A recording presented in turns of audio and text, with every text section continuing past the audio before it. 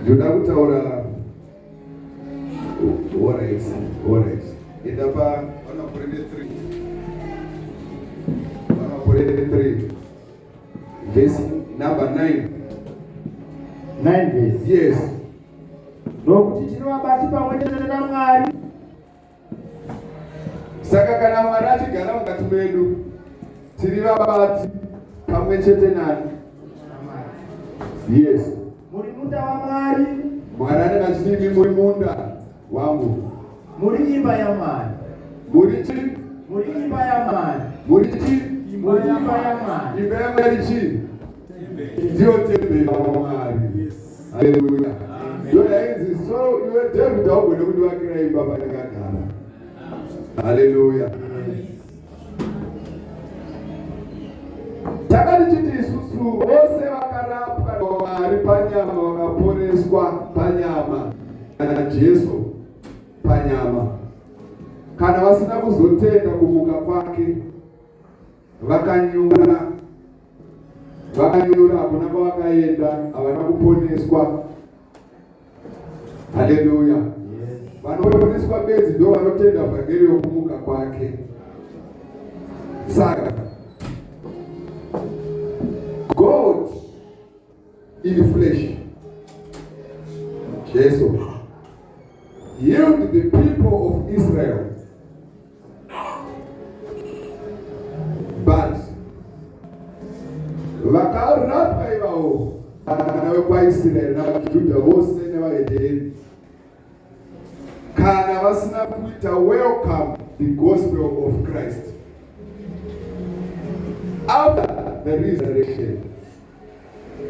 Havana kwavakaenda. Haleluya. Nda kuprova ipoint yekuti havana kwavakaenda, vakanga vasingazivi. Nekuti dai vaiziva, enda pana Acts chapter number 2 verse 36. Wasvika 36 verse. Yes. Zvino imba yose yaIsraeri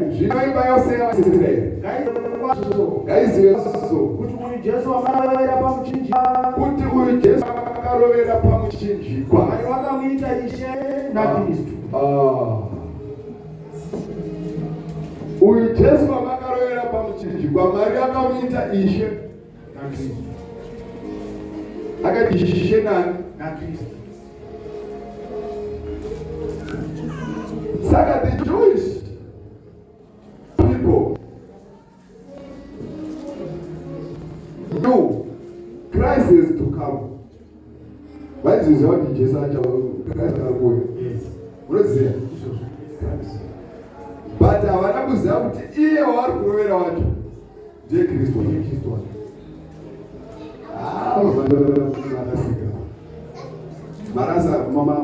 Masara Manibala. Vaizviziva nokuti at one point vakatoti tinoziva kuti Mesiya achauya. Tinoziva kuti Mesiya achauya. But havana kuziva kuti iye ndiye. Saka Paul kuna Timothy, 1 Timothy 3:16 imi ndicho chakavaziva ichi. Chekuti iye Mwari wakaratidzwa panyama. Kwamuri imimi akaonekwa akakwidzwa mukubwinya. Haleluya. Haleluya. Saka Christ is the Son of God, is given to the world. Mwana wa Mwari, a child is born, but the son is given. Mwana anozvarwa, but umwana uno makapiwa umwana, tapiwa umwana, ndoba tapiwa mweya mukati memwoyo yedu. Anodana achiti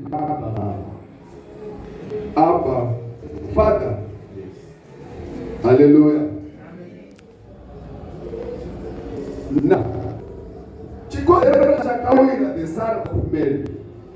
The Son of Man wakauya kuti azoite the lamb sacrifice. Hallelujah. Hallelujah. Then the Son of God akauya kuti azonyase came to build the kingdom of God. Mwana wa Mwari akabva kuna Mwari akauya kuti avake the kingdom of God. Hallelujah. Akabva panyama akauya kuti aite the lamb sacrifice. Amunandizwa. Apostle amunandizwa. Amen. Wale pana rukizwa ile zvadokuta. Tukuti Yesu achiuya mudumbu raMaria haana kuuya kuti azoite mwana wa Mwari. Akauya kuti azoite mwana wa Maria naJosefu nevanina vake vaJudha naJakobo. Asi akabva kuna Mwari manje akauya kuti azovake the New Testament church. Uyu achiuya kuzvarwa naMaria mimba yaJosefu akauya kuti auye kuzoita chibayiro. Munaondinzwa. Akauya kuti azoita chibayiro chete. Kana aita chibayiro zvivi zvenyu mimi wozvipfeka. Oita chibayiro oenda kuday of atonement. Kana aenda kuday of atonement ndipo pamuchinjwa kuchikomo chegorokota kuday of atonement. So we were told by Jesus himself, the Son of Man, kuti tiregererwe zvivi sezvaita Israeri achienda kuday of atonement, zuva rokuyananisira vaenda negwai. Jesu ndiro gwai racho rakauya kuti rizoita the lamb sacrifice kuti riitwe atoned.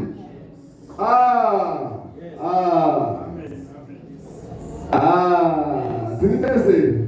Saka pakusvika kwake panyika iwe unoti kuti chibayiro nechipo makazviramba zvepaday of atonement zviya, asi makandigadzirira ini ndauya ndirini kuti ndiite kuda kwenyu.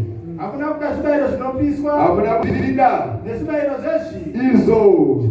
Ndakati tarirai, tarira, ndauya murugwaro rwakanyorwa pamusoro pangu kuti ndiite kuda kwenyu. imi Mwari unobvisa zvaanotipa kutanga zvibayiro nezvipo izvo nezvibayiro zvinopiswa izvo nezvibayiro zvezvi hazviite hakuna kuzvida, zvakarambwa, hakuna kufadzwa nazvo. hazvina kufadza Mwari. Izvo zvinobayirwa Mwari sezvinoreva mubayiro. Izvo zvinobayirwa Mwari sezvinoreva mubayiro. Ndokuzoti tarira, ndauya kuzoita kuda kwenyu. ndauya kuti ndizoite kuda kwenyu imi Mwari. Unobvisa chokutanga, unobvisa chokutangamira chaDhavhidhi, uisa chaSolomoni, amise chechipiri. haleluya. Rugare ngarweni.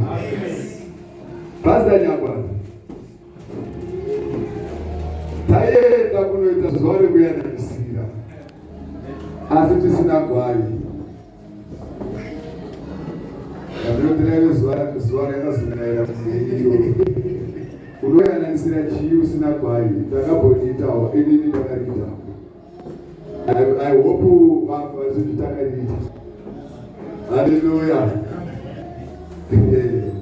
Now, panoisa chechipiri ndiyo New Testament church, the New Jerusalem, Mount Zion, the holy city. Here, Bata Hebrew chapter 12, verse 22. Mount Zion. Zion is Zion is Zion.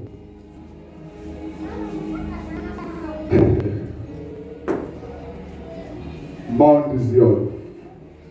Kazhinji kacho kana takutora zvemurayiro totora zveMount Sinai. Totora zveMount Sinai kuSinai. Asi imi yes makaswedera kugomo reZioni Makaswedera ku Mount Zion. Mount Zion is the new Jerusalem, the holy city. Nokuguta raMwari mupenyu. Kuguta raMwari mupenyu kwenye tembele yake. Jerusalem riri kudenga. Jerusalem riri kupi? Kudenga. Jerusalem riri kupi? Kudenga. Maimuza. Jerusalem riri kupi? Anisibani. Jerusalem riri kupi? Kudenga. Yes. Funda. Nokumazana na mazana y'abatumwa basingaberengwe. Nokumazana na mazana y'abatumwa basingaberengwe. Nokuunga nohuru. Nokuunga nohuru. Nokukerekera amatambe. Akanyorukide. Yes. Kerekeyeni. Nokudamwari mutombi wa wose. Nokumweya wakarurama wakakwaniswa. Nokuna Jesu. Yes. Muleveleri wesungano itsva. Muleveleri wei. Wesungano itsva. Muleveleri wei. Wesungano itsva. Nokuropa rakasaswa. Kuropa rakasaswa. Rinotaura zvakanaka kupfuura ropa raAbheri. Iro.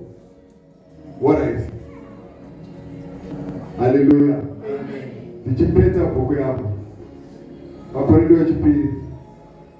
Chapter number 5 verse 16. Tichipeta bhuku yako. 16 verse. Yes.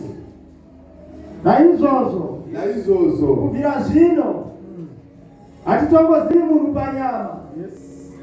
Uye kunyange takaziva kuti tiri panyama. Kubvira zvino hatichamuzivisa izvo. Kunyange vakaziva Dhavhidha. Kunyange Dhavhidha akazivikanwa panyama. Hamuchamuzivisa izvozvo.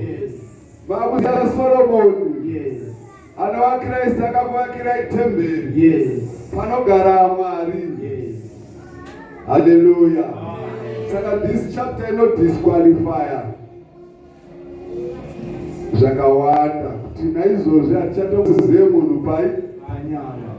Nekuti kana munhu ava muna Kristu avachisikwa chitsva. Hallelujah. Hayi uperere Jesu maoko. Saka ndinofunga handina kunyanyo pavanhu zvinorema nhasi.